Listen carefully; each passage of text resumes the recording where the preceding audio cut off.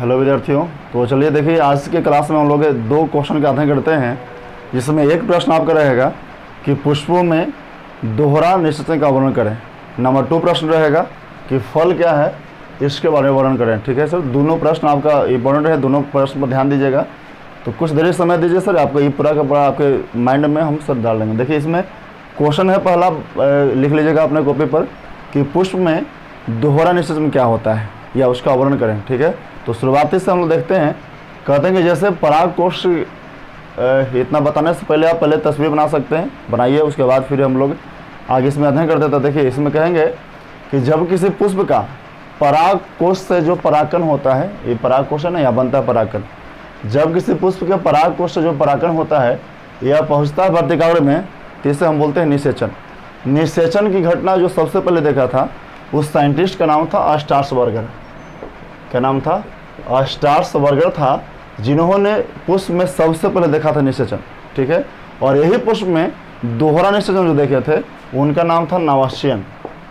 नावासियन जो थे, यह दोहरा निषेचन देखे थे, यानी कि पुष्प में दो बार भी होता निषेचन। यह कौन देखे थे? नावासियन देखे थे। ठीक है, आखिर यह निषेचन क्रिया संपन्न कैसे होता है, इसका अध्ययन करते हैं। देखिए खुद कहते हैं कि जब सबसे पहले परागकोश से जो परागकण बनता है, यह परागकण पहुँचता है वर्तिकाग्र में, और यहाँ परागकण पहुँचने के बाद यहाँ से यह लेता है पोषण। कहाँ से? वर्तिकाग्र से पोषण प्राप्त करता है, और नमी के सहायता से यह हो जाता है अंकुरित, और अंकुरन होने के बाद यहाँ से निकलती एक नली है, उस नली का नाम परागनली होता है।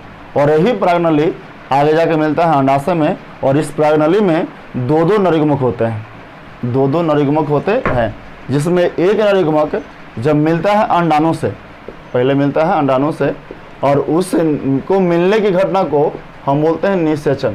क्या बोलते हैं? निषेचन। और एक और जो नरिगमुख होता है वह मिलता है द्वितीय केंद्रक से। द्वितीय केंद्रक से इसी को मिलने की जो क्रिया होती है, जिसे हम बोलते हैं दोहरा निषेचन।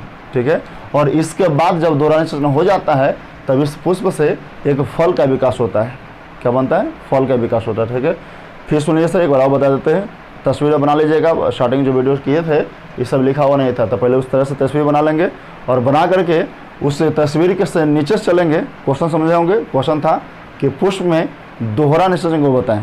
ठीक है, उसका आंसर चलें। तो देखिए शुरुआत से लिखना है नीचे से, तस्वीर बनाने के बाद, कि जो पुष्प में जब भी परागकोश से परागकण वर्तिकाग्र में पहुँचता है, तो उससे बोलते हैं निषेचन, जिसे अस्टार्सबर्गर ने देखा था। और निषेचन की क्रिया जब दो बार होता है, उससे जो देखने वाले थे उनका नाम था नावासियन। परागकण वर्तिकाग्र में पहुंचता है, वो वहाँ से नमी और पोषण प्राप्त करके हो जाता है अंकुरित, जिससे निकलती एक नली है, उस नली का नाम परागनली होता है। इस तरह से लिखना है।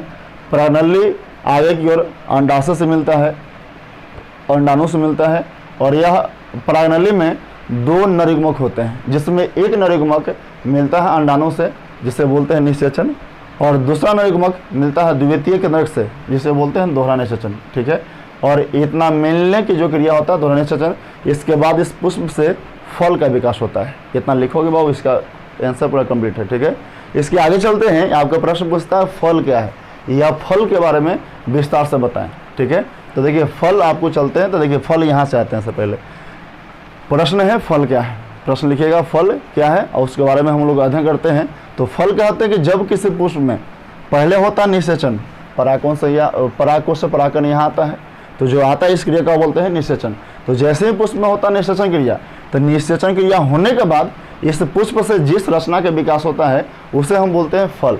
जो फल का विकास अंडाशय में होता है, और फल का मुख्य कार्य होता है बीज की सुरक्षा करना। आखिर बीज की सुरक्षा होगा तो ना उस बीज से एक नए पौधे बनेंगे, यानी फल बनते हैं पौधे से, और वही फल होता है जिस तरह से वही फल से बीज बनता है, और बीज भी जैसे जिस फल से बना है वैसे ही फल निर्माण करता है बाद में पौधे बना करके। ठीक है, तो फल कहते हैं कि किसी पुष्प में निषेचन क्रिया होने के बाद जिस रचना का विकास होता है उसे फल कहते हैं। और फल अंडाशय में विकास होता है। फल का मुख्य काम होता है बीज की सुरक्षा करना। ठीक है, और फल का जब अध्ययन करते हैं, अनेकों फल होते हैं, उस फल का अध्ययन करते हैं, उस फल के अध्ययन करने की क्रिया को या अध्ययन को हम लोग पोमोलॉजी कहते हैं। पोमोलॉजी। ठीक है, याद रखिएगा, फल का अध्ययन पोमोलॉजी कहलाता है। ठीक है, अब इसके बाद वो देखते हैं फल जो होता है ना, सबसे पहले निषेचन जो हो रहा था ना, इसके अनुसार इसे बांटा गया है मुख्यतः 3 भाग में। इसमें एक फल था सत्य फल और एक है असत्य फल, दूसरा है अनिषेक फल। पहला फल का नाम है सत्य फल, दूसरा का नाम है असत्य फल और तीसरा का नाम है अनिषेक फल। ठीक है, सत्य फल कहते हैं, सत्य फल का मतलब जो जहाँ से बनना चाहिए फल ना वहीं से बन रहा है, उसको सत्य कहते हैं, झूठा नहीं कहते हैं। ठीक है, यानी कि सत्य कहते हैं, यानी कि हम लोग क्या समझते हैं कि जब पुष्प होगा यहाँ से होगा निषेचन तो इस नासे से बनना चाहिए, तो जो इससे बनता है उसी को बोलते हैं सत्य फल। यानी जिस फल का विकास या बोलेंगे वैसा फल जिसका निर्माण किसी पुष्प के अंडाशय से होता है, उस फल को हम लोग सत्य फल कहते हैं। जैसे मैं कह सकते हैं आम, लीची और पपीता, जिसमें लगभग 90% लगभग फल जो होते हैं वह किससे बनते हैं, अंडाशय से बनते हैं, और वे सभी फल सत्य फल कहलाते हैं। परंतु जो गलतफहमी पैदा कर दे, यानी कि हम जानते हैं कि बनता है अंडाशय से, लेकिन अंडाशय से न बन के बनता है पुष्पासन से, उस फल को हम लोग बोलते हैं असत्य फल।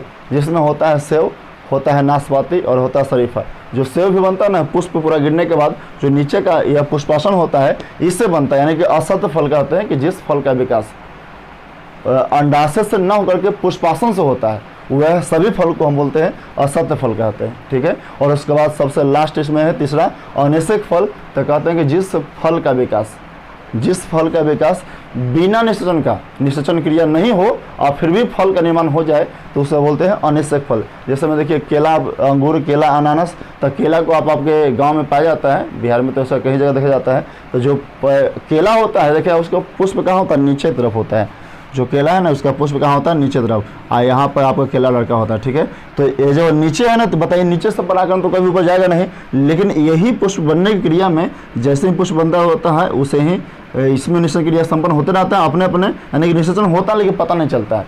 इसमें कह सकते हैं कि परागकण से परागकोश से परागकण प्रतिकार में नहीं पहुंचता है, और जो नहीं पहुंचता है उसको बोलते हैं निषेचन क्रिया संपन्न नहीं होता। यानी कह सकते हैं कि जिस पुष्प में निषेचन क्रिया संपन्न नहीं होता है फिर भी फल बन जाए, वैसे फल को हम क्या बोलते हैं, अनिषेक फल कहते हैं। जिससे जैसे में अंगूर, केला, अनानास कह सकते हैं। ठीक है, फिर सुनने का निषेचन के आधार पर फल 3 तरह के होते हैं, सत्य फल, असत्य फल, अनिषेक फल।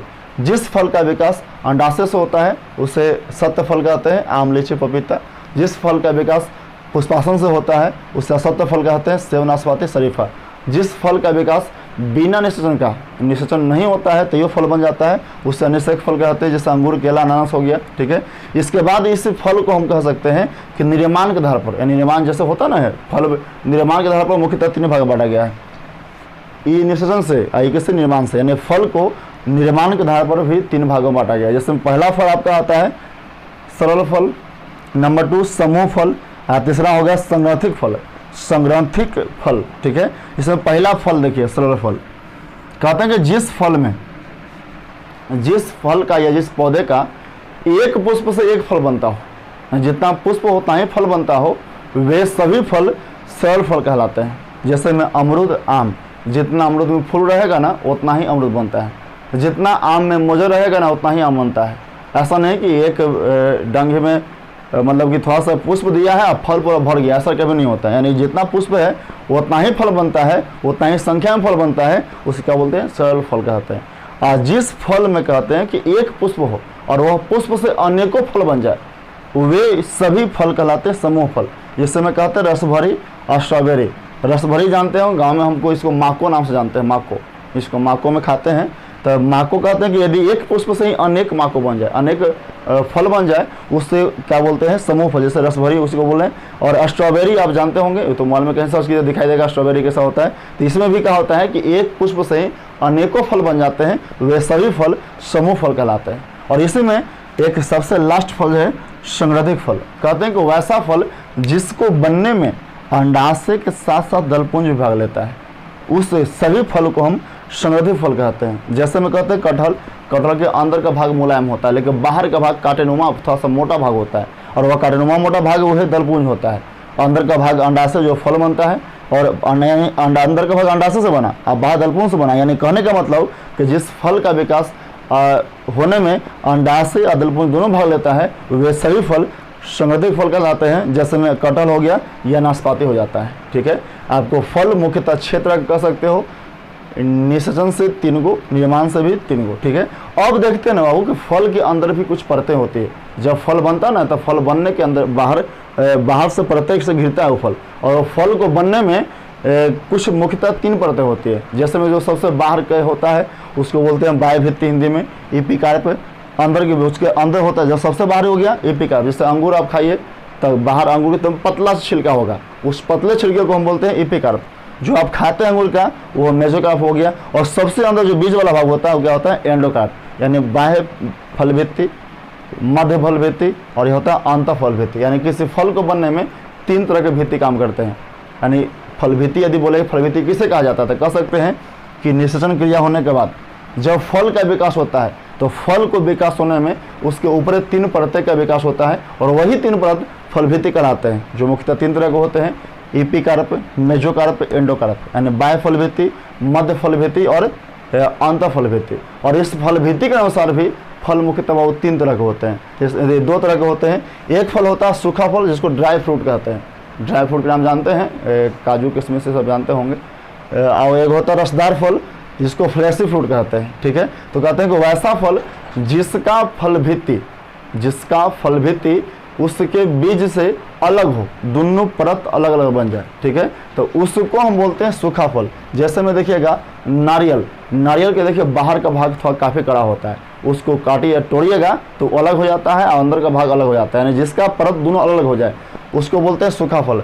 नारियल हो जाए या मूंगफली हो जाए, उसका बाहर के परत अलग और उसके बीज अलग हो जाते हैं। यानी जिसका फल भित्ति और बीज दोनों अलग अलग दिखाई देता है उसे बोलते हैं सूखा फल। इससे हम मेवा भी कहते हैं, ड्राई फ्रूट भी कहते हैं। ठीक है, और नंबर 2 जो फल है रसदार फल, इसको फ्लैशी फ्रूट कहते हैं। और यह फ्रूट को मांसल फल भी कह सकते हैं, मांसल फल भी कहते हैं। तो कहते हैं कि वैसा फल जिसका फल भित्ति उसके अंदर बीज से कंबाइंड होता है, यानी गुद्देदार भाग से जुड़ा होता है, वे सभी फल रसदार फल कहलाते हैं। जैसे में कि आम, लीची, केला, इसका फल भित्ति और बीज दोनों एक दूसरे से जुड़ा होता है, और जुड़ने के बाद जो फल बनता है वे सभी फल को हम रसदार फल कहते हैं। जैसे में आम, लीची और केला कह सकते हैं। ठीक है, इतना आज का वीडियो में देखें, फिर से हाल ही रिवाइज कर लेते हैं, उसके बाद अगली वीडियो मिलते हैं। इस लेसन में मात्र 1 क्लास और लगेगा, उसके बाद पूरा लेसन खत्म हो जाएगा। ठीक है, तो चलिए अगर मैं फिर से रिवाइज कर लेते हैं बाबू, हाल ही देख लेते हैं क्या हम लोग पढ़े आज। ठीक है, तो आज के वीडियो में बाबू हम लोग शुरुआत किए थे, पहले पढ़े थे कि किसी पुष्प में दोहरा निषेचन कैसे होता है।